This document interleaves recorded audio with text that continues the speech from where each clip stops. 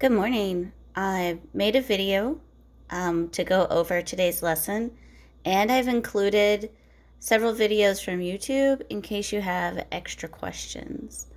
This is lesson 1-6, part 2, absolute value inequalities. So last time we did absolute value equations, and this time we're going to do an inequality, which means we'll be working with greater than or less than signs.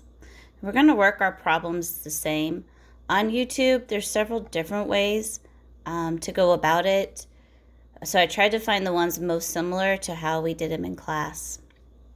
So this is my problem.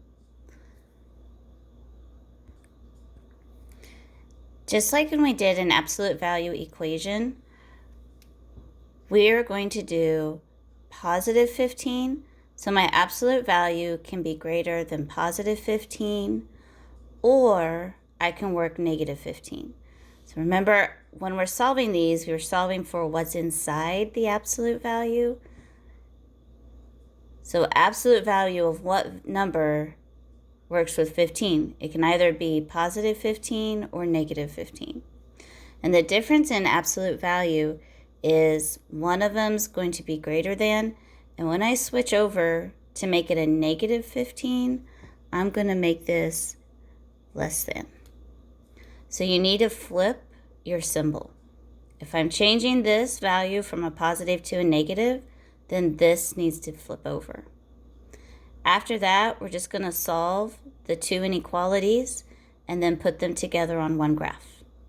So I'm going to pause the video and solve it. You guys pause the video and solve it, and then we'll check our answers at the end. Okay, after solving, I got x is greater than 7 and x is less than negative 8. So I drew my number line. Let's go ahead and put 7 and negative 8. They're open circles because they're not equal to. X is greater than the 7. So I'm going to go shading greater.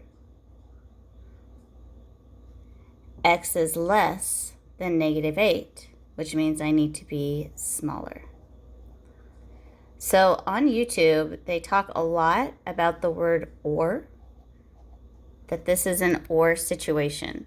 And what that means is that X can't be, like, there's not one number that's greater than 7 and less than negative 8. When you shade the tails of your number line, that means X can only be one or the other. And I feel like that's real logical. We know that there is no number greater than 7 or less than negative 8. There's not one number that fits both of those. So as I solve them, I don't really worry about the words and the word or, because solving the equation just takes care of the answer. If I want to put this together as a compound inequality, we're going to put x in the middle, negative 8 on one side, 7 on the other. And I'm going to come to this because x is on the left, 7's on the right, x is on the left, 7 is on the right. And my symbol points towards the 7. So I'm going to come down here and make sure I use the same symbol. Now when you're writing a compound inequality, both symbols have to go the same direction. And so let's see if this makes sense. Notice how x is on the right and negative 8 is on the left. So I'm going to come up here and I'm going to flip these around so that it matches. I'm going to put x on the right, negative 8 on the left. This points to the x, and since I've flipped these two numbers, I need to flip this one. And the only reason I'm doing this step right here is just so that I can make sure it matches what I've written down here. So when you've watched the YouTube videos, they're going to use the word or.